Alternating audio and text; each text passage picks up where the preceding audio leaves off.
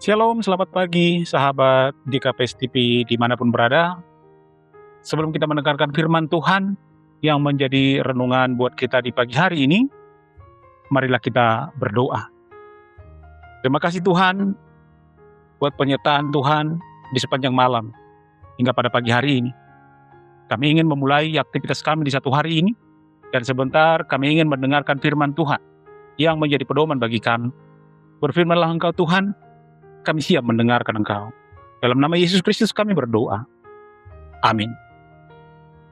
Sahabat GKPS TV dimanapun berada, nats firman Tuhan bagi kita di pagi hari ini diambil dari kitab Obadja pasal 1 ayatnya yang ke-17. Demikian firman Tuhan. Tetapi di Gunung Sion akan ada orang-orang yang terluput, dan gunung itu akan menjadi tempat kudus, dan kaum keturunan Yakub akan memiliki pula tanah miliknya. Demikian firman Tuhan. Sahabat GKPS TV dimanapun berada, kitab Obadja lahir dari kisah sebuah keluarga yang sangat menyedihkan. Dari sejarahnya bahwa bangsa Edom itu adalah keturunan Esau, dan bangsa Yehuda itu adalah keturunan Yakub. Mereka berasal dari satu kakek yang sama, yaitu Ishak. Dengan kata lain, ya mereka ini adalah saudara. Namun lucunya, ketika Yerusalem hancur, Edom tidak datang untuk menolong, tapi justru bersuka cita melihat penderitaan saudaranya. Bahkan mereka ikut ambil keuntungan dari kejatuhan Yehuda saudaranya itu.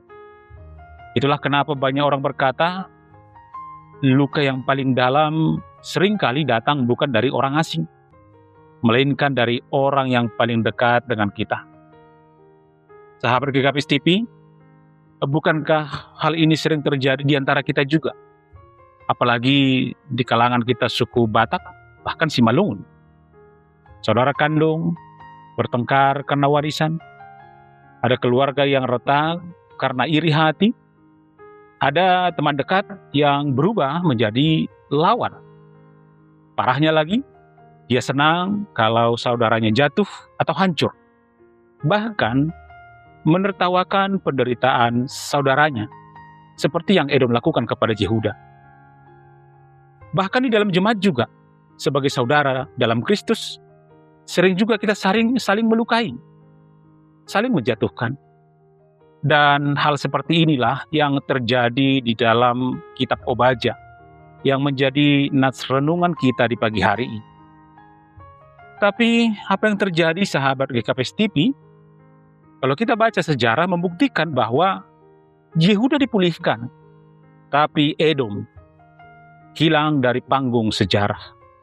Dan dari sini kita bisa lihat bagaimana Tuhan tidak pernah meninggalkan umatnya. Di tengah kondisi seperti itu, ternyata Tuhan menyatakan janjinya bahwa di Gunung Sion akan ada orang-orang yang terluput. Artinya, Tuhan tidak berkata semua hubungan akan langsung pulih. Tapi Tuhan berkata bahwa pengharapan dan keselamatan akan tetap ada. Manusia, bahkan saudara kita bisa mengecewakan. Tetapi Tuhan tidak pernah meninggalkan bahkan mengecewakan kita. Sahabat GKPS TV belajar dari kisah keluarga, dari kitab Obadja yang menjadi nas renungan kita ini.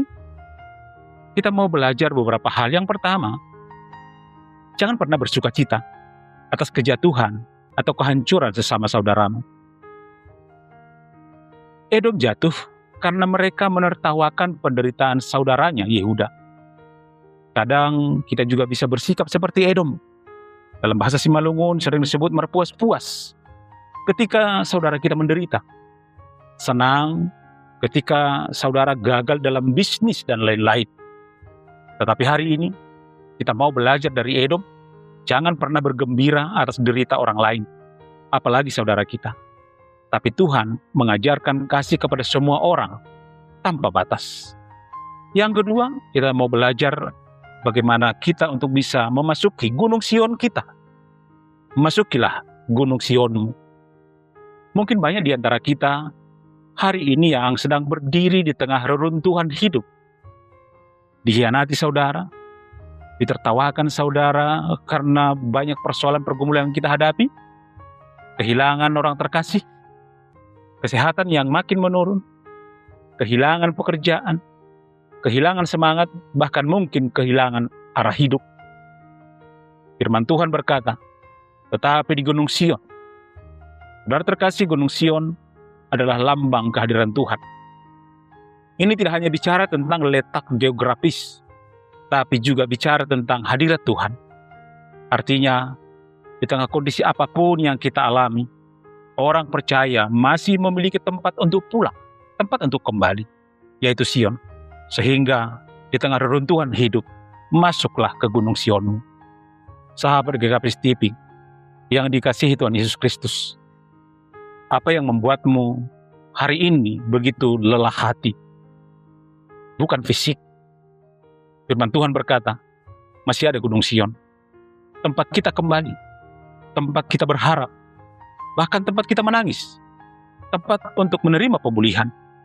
Reruntuhan bukan akhir cerita, air mata bukan akhir perjalanan, kegagalan bukan akhir kehidupan, karena masih ada Gunung Sion sebagai simbol bahwa Tuhan selalu ada dalam badai hidup yang kita alami.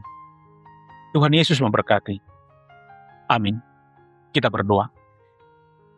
Ya Tuhan Allah Bapa kami di surga, kami bersyukur karena Engkau menjanjikan pemulihan atas kami. Di saat kami berada di tengah reruntuhan hidup ini, biarlah kami semakin menaruh pengharapan hanya kepada Tuhan. Dalam nama Yesus Kristus, kami berdoa. Amin.